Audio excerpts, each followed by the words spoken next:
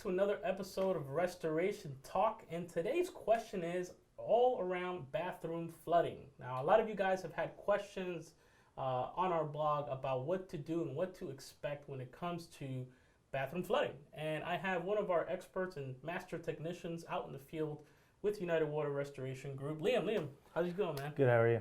Awesome, man. So I have a couple of questions. Some of our viewers and some of our homeowners experience flooding, and it's kind of a scary thing, right? Imagine coming home, you have water all over your living room. I mean, what are the common causes for bathroom flooding? Well, you have your supply lines for your toilets and your showers, and also your vanities, and a lot of times those can go, or it can be a backup and a flood from your sewage tank overflowing. So that can be a pretty nasty one as well. Wow, and that's and then there you're talking category 3 water, right? Which is Yeah. sewage, and Sewage, dirty feces, water. what have you. Yeah, and it can be pretty rough and very unsanitary.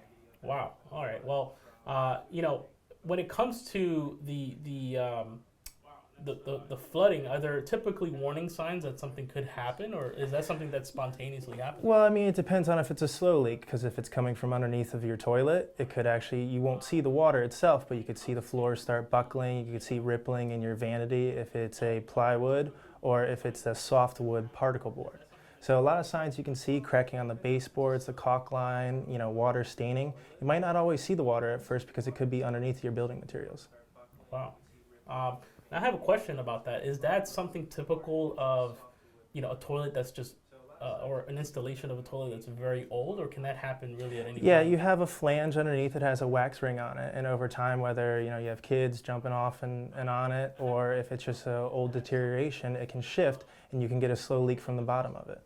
Wow, that's very interesting. Now, when it comes to restoring that, some of our viewers have questions of, how long does it take? Like, what's the typical process for repairing a flood like that, and also what are the implications around the toilet in that area? Because I'm sure there's plumbing lines, there's maybe even electrical lines. I mean, I'm sure that can get kind of dangerous. Yeah, absolutely. And your biggest thing is, finding where the source came from so you can correct it before we would start our work. We don't want to start removing anything or start drying anything out until we know the source has been, fixed, so the water has stopped coming into the home.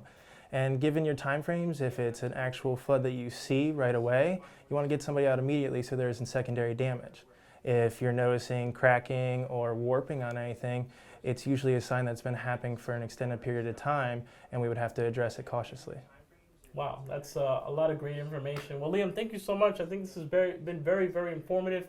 If you guys have any questions whatsoever for our technicians, or if you have any issues with bathroom flooding, vanities, anything like that, please go ahead and leave us a question or comment below the video, and we'll catch you next time on Restoration Talk.